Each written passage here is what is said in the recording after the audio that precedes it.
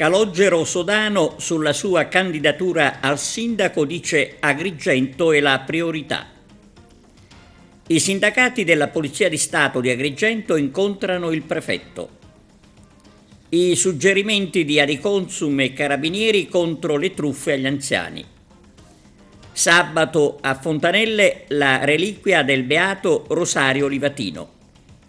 Per la cronaca, Max tamponamento in galleria sulla Messina-Palermo, furto e denunce ad Alessandria della Rocca, 150 milioni di euro sequestrati dalla DIA di Agrigento.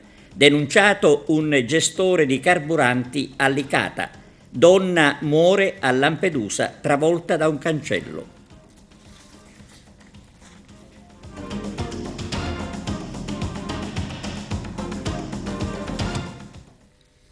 Bentrovati da TVA Notizie. Netta presa di posizione di Calogero Sodano sulla candidatura a sindaco. Agrigento, dice, è la priorità.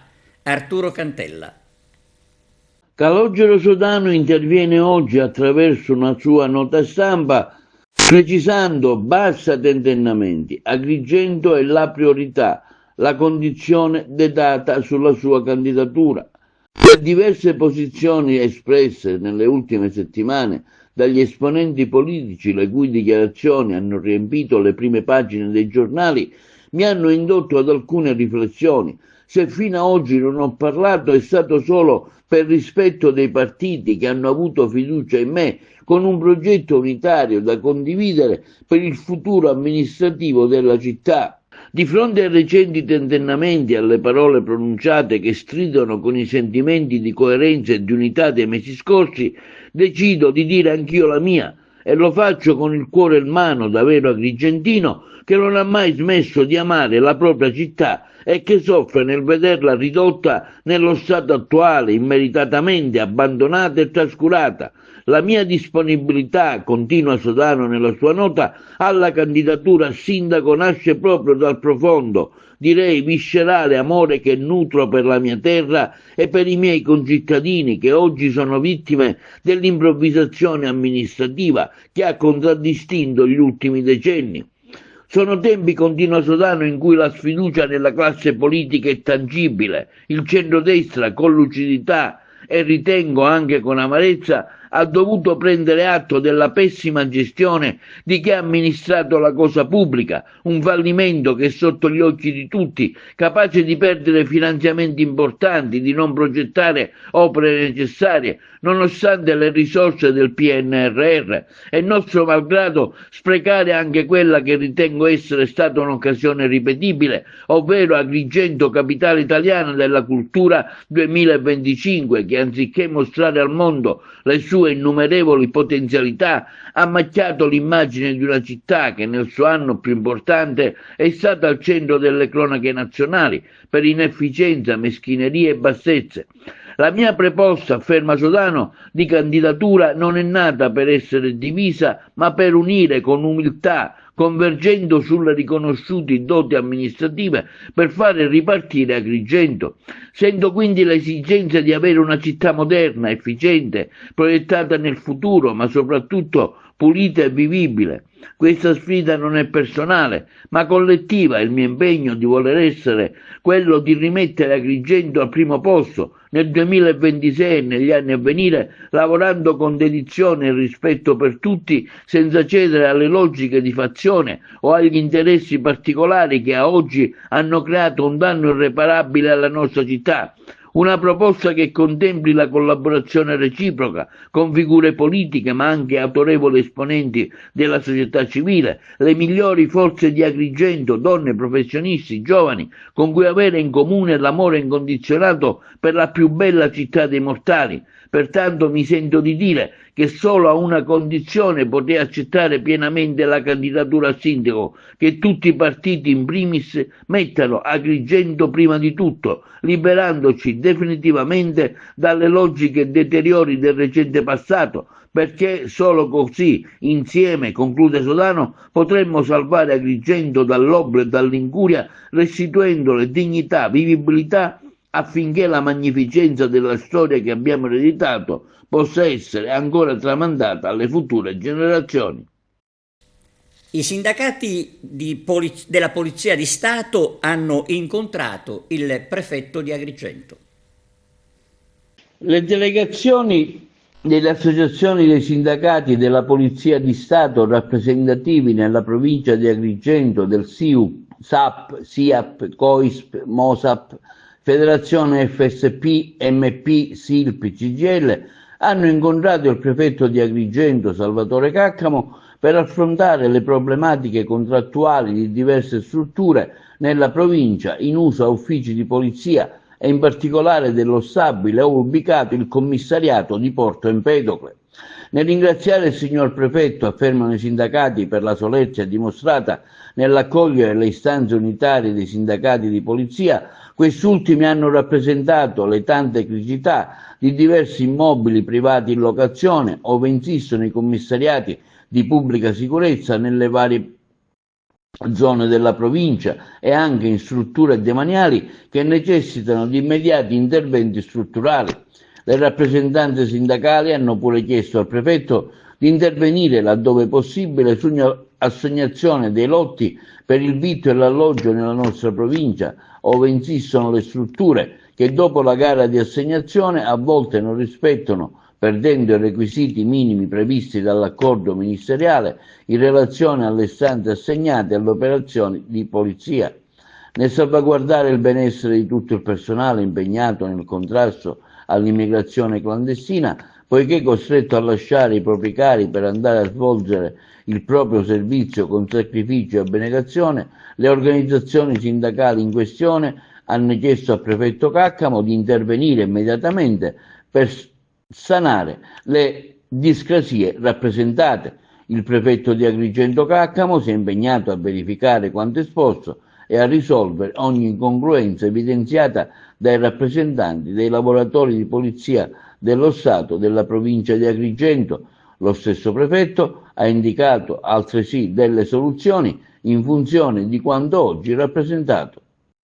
Sabato alle 16, in occasione della Giornata Nazionale della Memoria in ricordo delle vittime di mafia, il Comitato di Quartiere di Fontanelle ha organizzato un momento di riflessione e di testimonianza presso la piazzetta dedicata al Beato Rosario Livatino, allo scopo di mantenere viva la memoria delle vittime innocenti di mafia e di coinvolgere in particolare i giovani in un percorso di educazione alla legalità.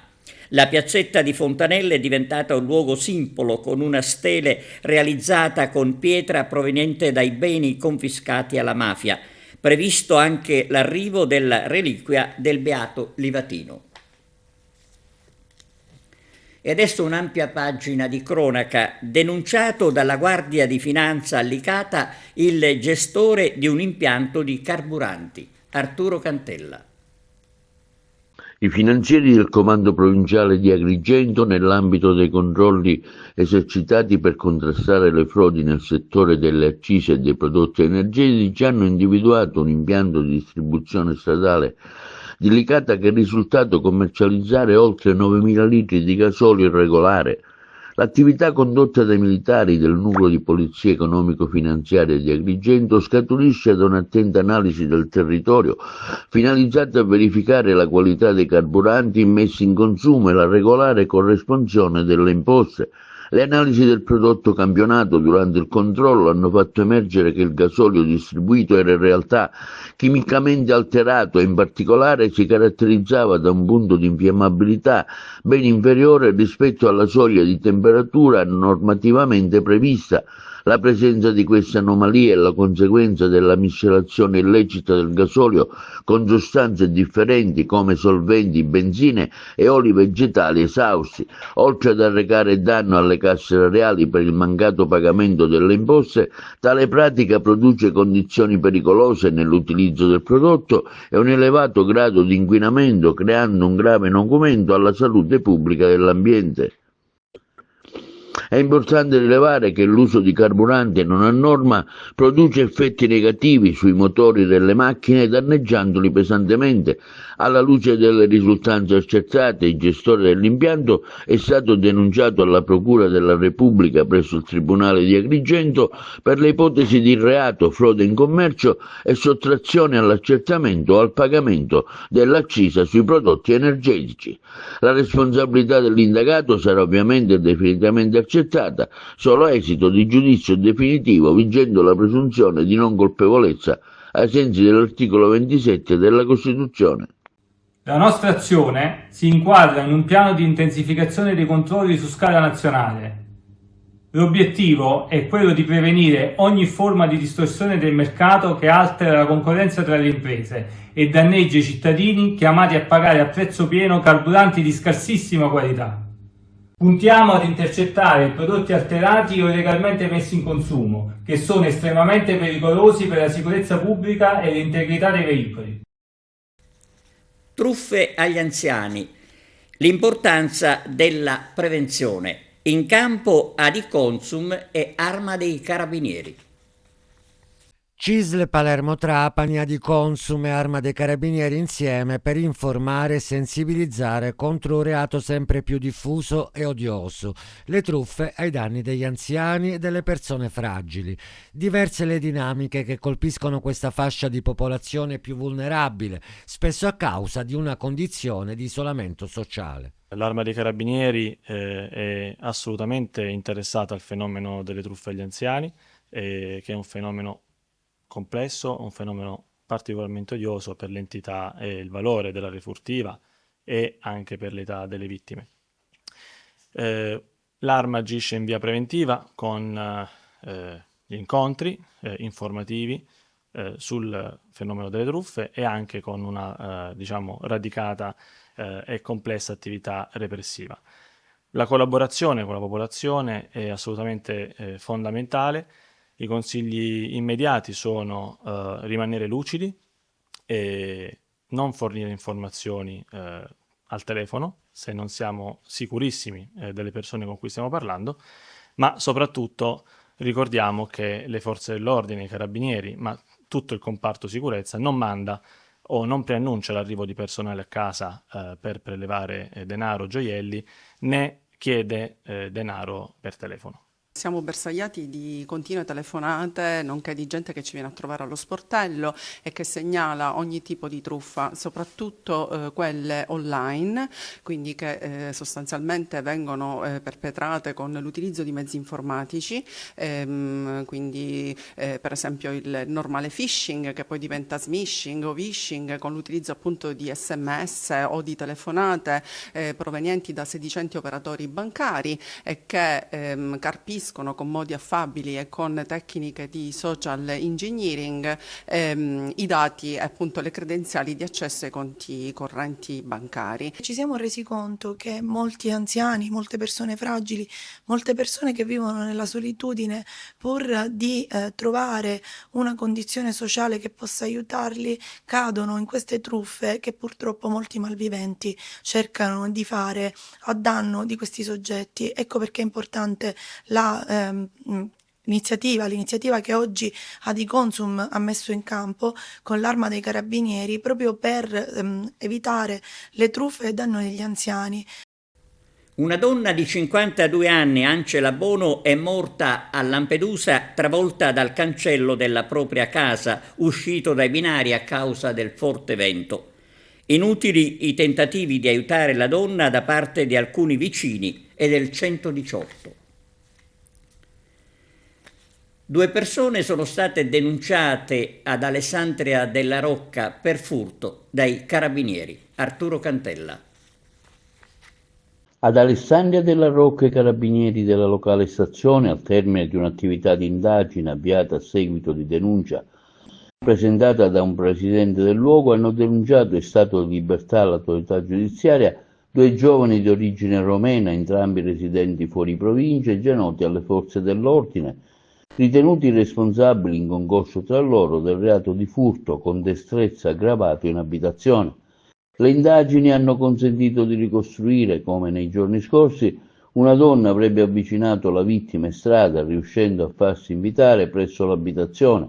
In tale contesto, e approfittando di un momento di distrazione, si sarebbe impossessata di un oggetto in oro custodito al polso dell'uomo, allontanandosi immediatamente dopo. I successivi accertamenti svolti anche attraverso l'analisi dei sistemi di videosorveglianza presenti nell'area urbana hanno permesso ai militari dell'Arma di individuare il presunto complice che avrebbe atteso nelle vicinanze a bordo di un'autovettura per poi recuperare la donna subito dopo il fatto.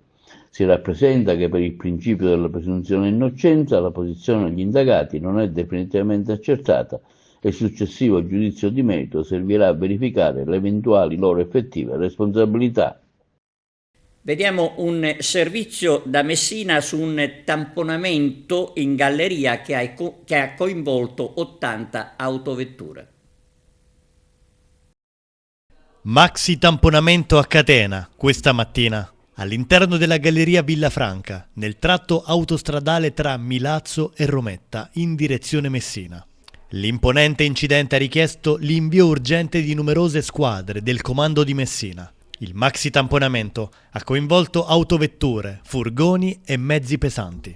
La circolazione autostradale è completamente bloccata per consentire la complessa gestione dell'emergenza e l'evacuazione dei coinvolti all'interno del tunnel.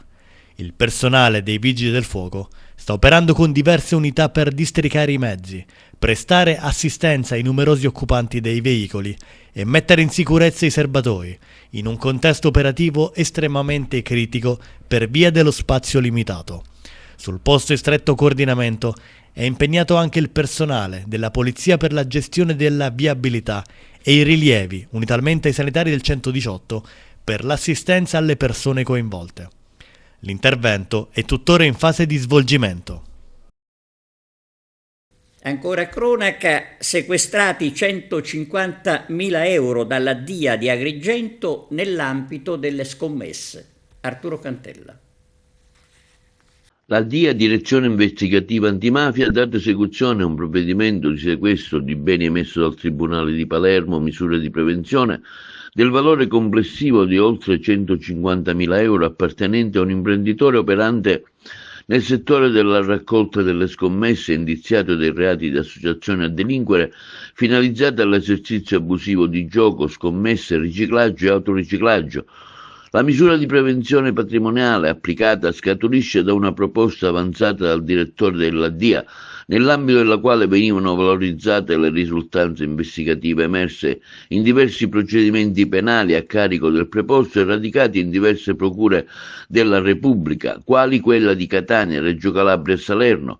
Veniva perimetrata la pericolosità sociale del preposto in arco temporale 2015-2019, nell'ambito del quale si poteva ricostruire una sperequazione tra le entrate e le uscite che ha permesso al Tribunale di Palermo di ritenere, secondo le norme del codice antimafia, che l'interessato abbia vissuto anche in parte dei proventi derivanti dalle attività delittuose penalmente contestate. Il provvedimento di sequestro comprende anche delle quote sociali di un'impresa operante nel settore agrario ed energetico, 2 immobili, denaro nella disponibilità del destinatario del provvedimento ablativo e di un proprio congiunto riconosciuto dall'autorità giudiziaria terzo interveniente.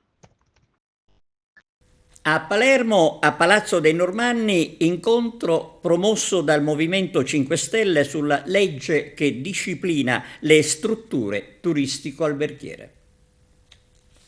Quale ruolo ha avuto il Movimento 5 Stelle nel promuovere questo confronto di oggi con gli operatori e quali risultati concreti vi aspettate da questo incontro? Il Movimento 5 Stelle è l'organizzatore di questo convegno e lo abbiamo voluto perché la recente riforma introdotta con la legge numero 5 del 2025, voluta dal governo Schifani e dall'assessore Amata, probabilmente crea uno squilibrio importante a discapito delle strutture extraalberghiere che oggi sono onerate a apportare tutta una serie di modifiche strutturali o anche organizzative alle loro strutture, che rischiano quindi di chiudere, oltre che di vivere un grave momento di depressione economica, perché se da qui a giugno non dovessero riuscire ad assolvere a questi requisiti, tecnicamente non potrebbero aprire. Questo cosa comporterebbe, tra l'altro? che molte attività potrebbero transitare o verso le locazioni transitorie o ancora peggio verso il lavoro nero.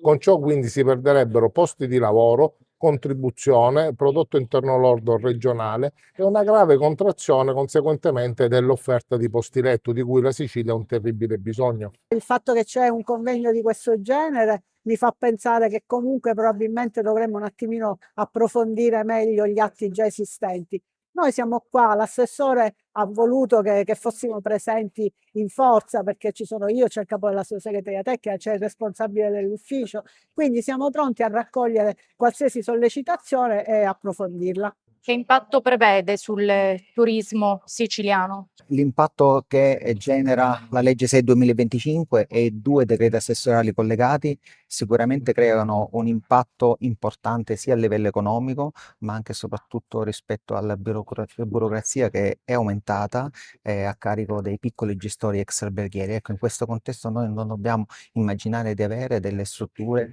giuridicamente organizzate, che quindi hanno anche del personale capace di poter gestire delle pratiche burocratiche importanti, ma abbiamo generalmente anche la pensionata o comunque la mamma di famiglia che vuole integrare il reddito familiare e si trova invece a doversi destreggiare tra pratiche impattanti.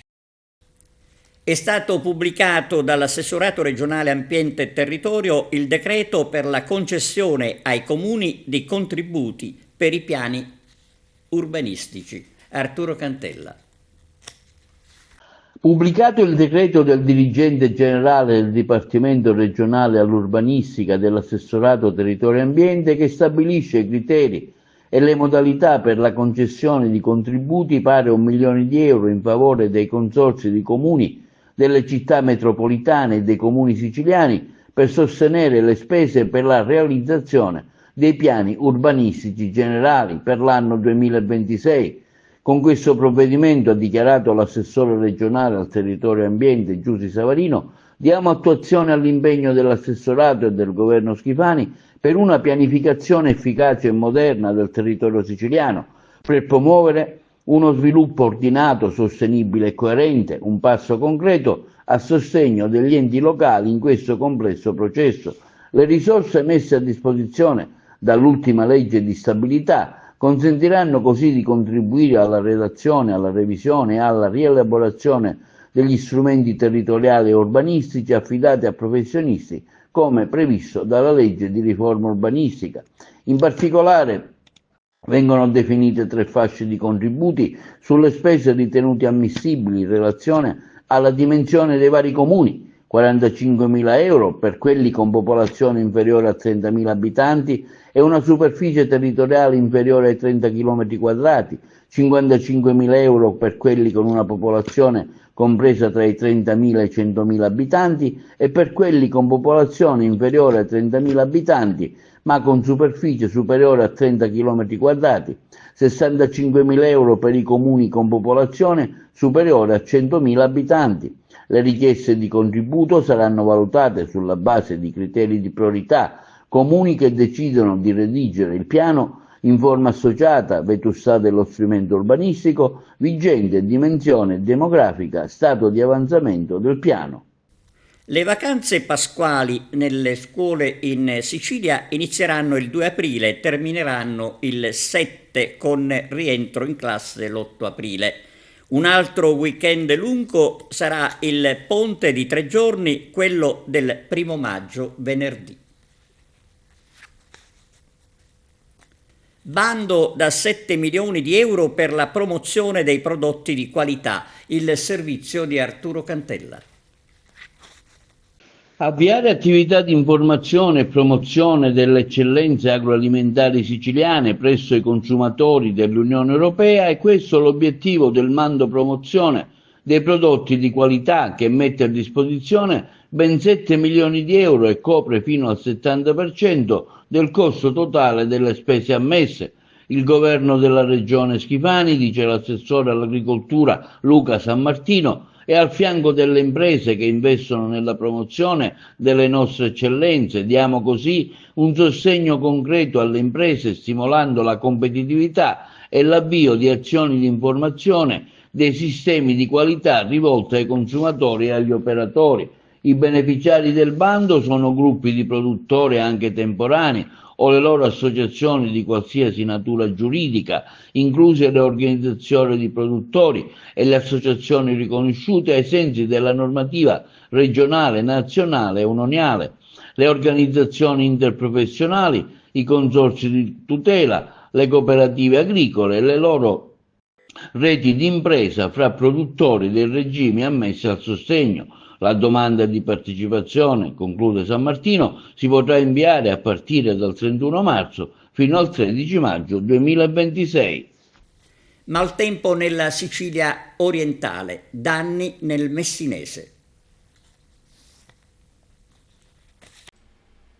La città metropolitana di Messina fa il punto sull'emergenza maltempo. Dopo le forti precipitazioni che tra il 16 e il 17 marzo hanno colpito il territorio. Mentre proseguono i sopralluoghi, emerge un quadro sempre più critico per la viabilità provinciale, già messa a dura prova dagli eventi atmosferici dei mesi di gennaio e febbraio. Tra le situazioni più gravi si segnala quella lungo la strada provinciale numero 6 di Motta Camastra, dove il cedimento del piano viabile su un tratto di circa 40 metri ha reso necessaria la chiusura immediata al traffico per motivi di sicurezza. Nelle scorse ore si sono inoltre registrati ulteriori danni su diverse arterie del territorio. Le criticità interessano tra le altre la strada provinciale 96 nel comune di Novara di Sicilia, la strada provinciale 115 Tripiciana, la strada provinciale 110 Montalbanese, la SP 122 Pattese, la SP 11 di Mongiuffi Melia, la strada provinciale di Savoca, la viabilità nel territorio di Basicò, la strada provinciale 109 di Moreri e diverse strade nel comune di Rodimilici.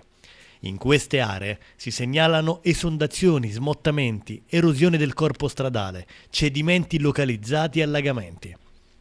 Particolare attenzione è rivolta anche al torrente Mazzarrà, la cui piena ha creato condizioni di rischio in prossimità del ponte nel territorio di Terme Vigliatore.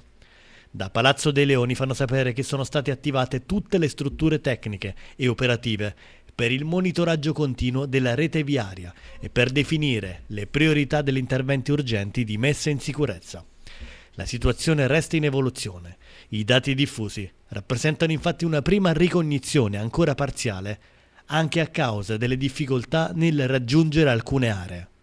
La stima complessiva dei danni potrebbe quindi aumentare nelle prossime ore, con ulteriori aggiornamenti attesi a breve sull'avanzamento delle verifiche e sugli interventi programmati. Linea alla regia per la pubblicità, torniamo tra poco. Prima giornata di studi sociali ad Agrigento. L'intervista di Don Carmelo Petrone, direttore del settimanale L'Amico del Popolo, al relatore Monsignor Pennisi.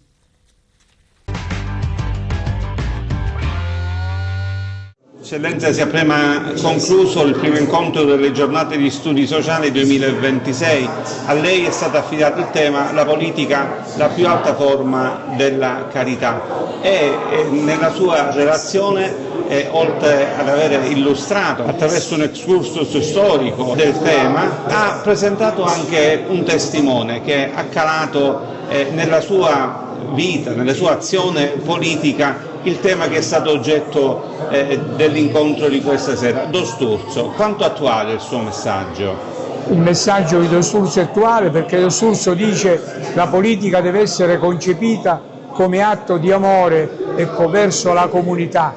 In un periodo in cui c'è una disaffezione alla politica o c'è un accostarsi alla politica soltanto per interessi particolari, il fatto che Sturzo invita a impegnarsi in politica a partire dall'amore verso il prossimo e al servizio al bene comune è di grande attualità, e questo allora deve spingere soprattutto i giovani a non considerare la politica una cosa sporca, ma invece un impegno fondamentale per migliorare la società. E politica significa non soltanto candidarsi alle elezioni, ma contribuire al bene comune in ogni attività che si fa, a partire dalla propria famiglia, dal proprio quartiere dalla propria comunità, cercando di realizzare una politica attiva. E provando ad allargare lo sguardo alla nostra nazione, qual è oggi l'eredità di Sturzo per la nostra Italia? L'eredità di Sturzo per la nostra Italia, in un momento in cui spesso il confronto politico è basato sulla lotta, sul contrasto, senza spesso affrontare gli argomenti, è quello di dialogare per il bene comune della nostra comunità, cercando di rispettare gli altri e di valorizzare anche il bene che ci può essere in chi la pensa diversamente da noi. E poi a livello internazionale, certamente la lezione di Sturzo è quello di impegnarsi per una pace che sia fondata sulla giustizia e su una comunità internazionale che si faccia carico dei problemi del mondo, facendo prevalere il diritto sulla forza. E adesso ascoltiamo la preghiera di consacrazione del mondo alla Madonna pronunciata da Giovanni Paolo II il 13 maggio 1982 per invocare la pace e la protezione dal male, specialmente nelle aree segnate dalle guerre. Un grido forse mai così attuale.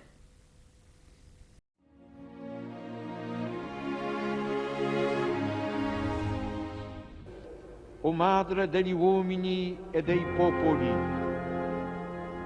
tu che conosci tutte le loro sofferenze e le loro speranze, tu che senti maternamente tutte le lotte tra il bene e il male, tra la luce e le tenebre, che scuotono il mondo contemporaneo. Accogli il nostro grido che, mossi dallo Spirito Santo, rivolgiamo direttamente al tuo cuore. Abbraccia con amore di madre questo nostro mondo umano che ti affidiamo e consacriamo, pieni di inquietudine per la sorte terrena ed eterna degli uomini e dei popoli. O cuore immacolato, dalla fame, dalla guerra, da un'autodistruzione incalcolabile, liberaci dai peccati contro la vita dell'uomo, sin dai suoi albori, liberaci dall'odio, liberaci da ogni genere di ingiustizia nella vita sociale, nazionale e internazionale. Liberaci dalla facilità di calpestare i comandamenti di Dio. Liberaci dal tentativo di offuscare nei cuori umani la verità stessa di Dio. Liberaci dallo smarrimento delle coscienze del bene e del male. Liberaci dai peccati contro lo Spirito Santo. Liberaci, liberaci, o Madre di Cristo, si riveli l'infinita potenza salvifica della redenzione che esso arresti il male nel tuo cuore immacolato, si sveli per tutti la luce della speranza. Amen. Ed è tutto, grazie per la vostra attenzione. Arrivederci.